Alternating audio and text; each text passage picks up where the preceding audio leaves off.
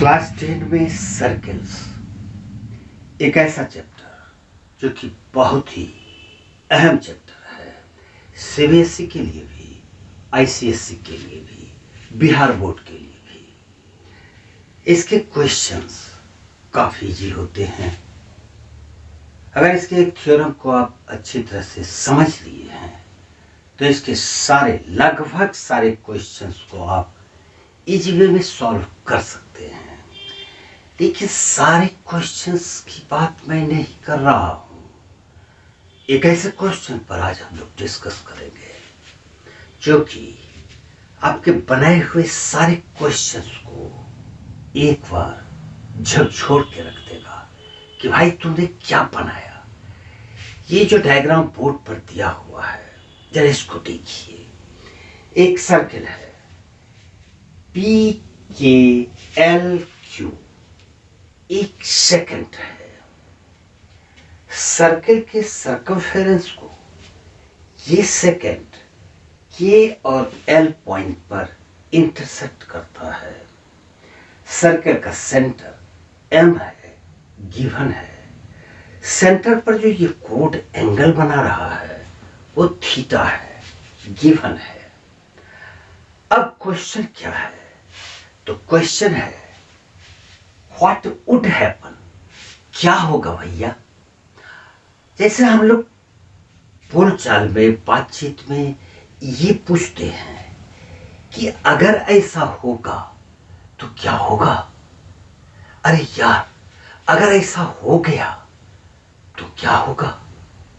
अगर चोरी करते पकड़ा गए तो प्रिंसिपल मैम क्या करेगी, क्या सस्पेंड कर देगी। ये सवाल आता है, ऐसा ही सवाल है ये।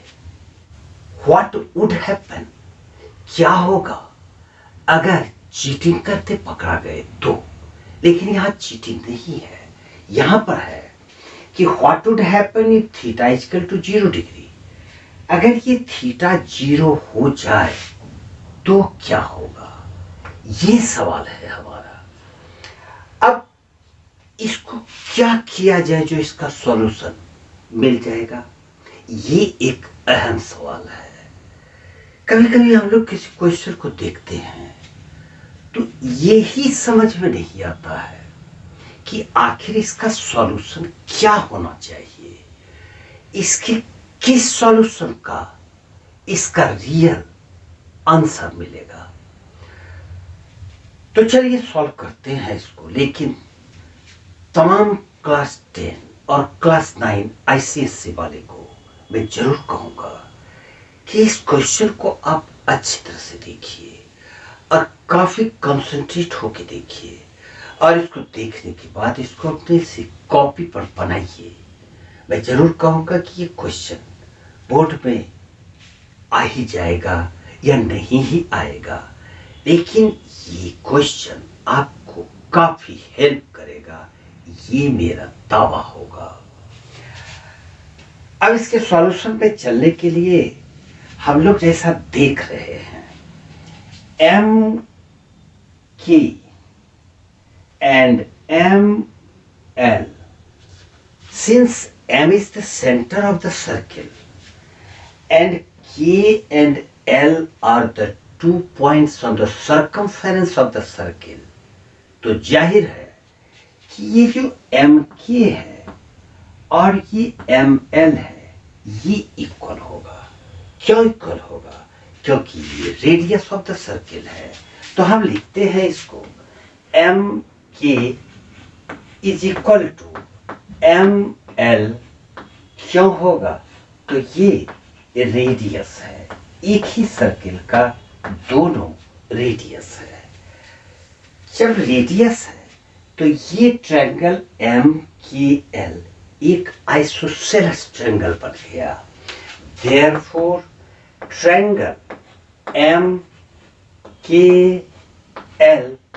is an isosceles triangle। ये एक आइसोसेलेस ट्रायंगल बना, और जब ये आइसोसेलेस ट्रायंगल है तो इसका बेस एंगल्स यानी करस्पॉन्डिंग एंगल्स इक्वल होंगे। यानी हम कह सकते हैं therefore angle M K L, M K L is equal to angle M L K, M L K. अब ये दोनों एंगल जो इक्वल है, इसको हम लोग एक्स डिग्री मान सकते हैं, वाई डिग्री ही मान लो, जेड ही मान लो, कुछ भी मान लो।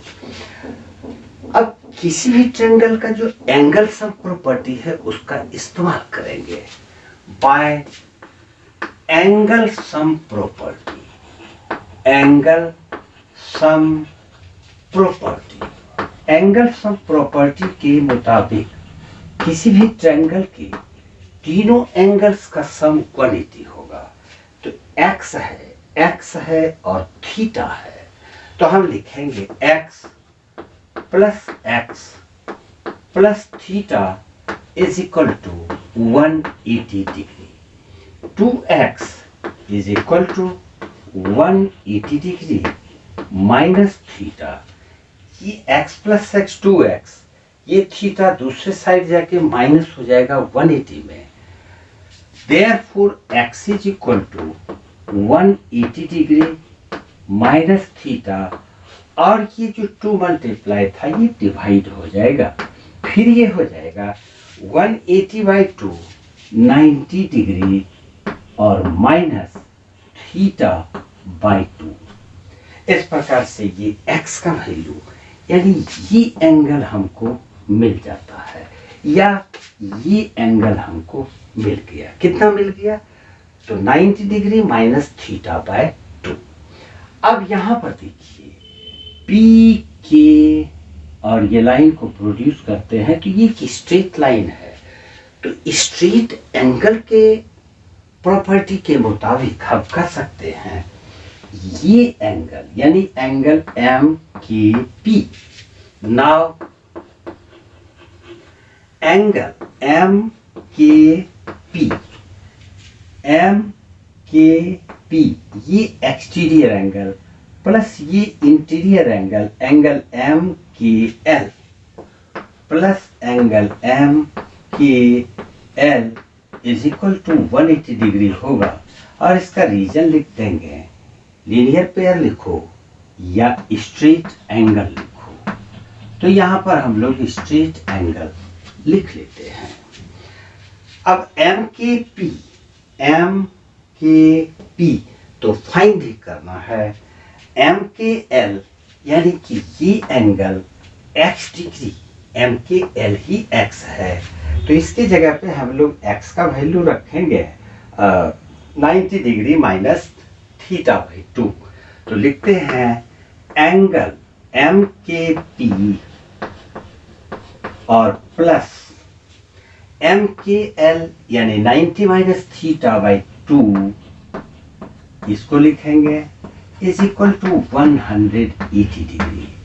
अब M K P, therefore angle M K P is equal to ये 90 माइनस थीटा बाई 2 180 में सब्ट्रैक्ट हो जाएगा, यानी 180 डिग्री माइनस 90 डिग्री और ये minus minus plus theta by 2। तो ये 180 माइनस 90 90 डिग्री और प्लस थीटा बाई 2, ये एंगल एम के पी निकला है, angle M K P. M K P मतलब ये एक्सटीरियर एंगल। अब ये एक्सटीरियर एंगल का जितना वैल्यू होगा उतना ही तो इस एक्सटीरियर एंगल का भी वैल्यू होगा, सेम होगा, क्योंकि दोनों इंटीरियर एंगल्स इक्वल है तो एक्सटीरियर इक्वल होंगे ही। अब यहाँ पर रियल पॉइंट आ गया जांच करने का। तो देखिए एम के पी यहाँ पर एक बार लिख लेते हैं, angle M K P is equal to M K P equal to 90 degree plus theta by 2। यहां पर अगर हम लोग यहां कहता है कि if theta equal to 0 degree, अगर हम रखते हैं if theta is equal to 0 degree. अगर इस इक्वेशन में थीटा का वैल्यू 0 डिग्री रख दें तो क्या होगा? तो यहां पर आ जाएगा angle M K P is equal to 90 degree plus 0 degree by 2, that means 90 degree. यानी कि angle M K P 90 degree, M K P 90 और इधर से एम एल क्यू भी 90 हो जाएगा। And angle M L Q is equal to 90 degree. अब आ जाइए पॉइंट पर। अगर ये 90 डिग्री हो गया, ये 90 डिग्री हो गया, इसका मतलब ये जो लाइन है पी क्यू, ये एक टेंजेंट बन जाएगा। इसका मतलब है कि अगर थीटा 0 डिग्री होता हो, अगर थीटा 0 डिग्री होता हो तो पी क्यू एक टेंजेंट होगा। P Q is a tangent. This is the answer of the question.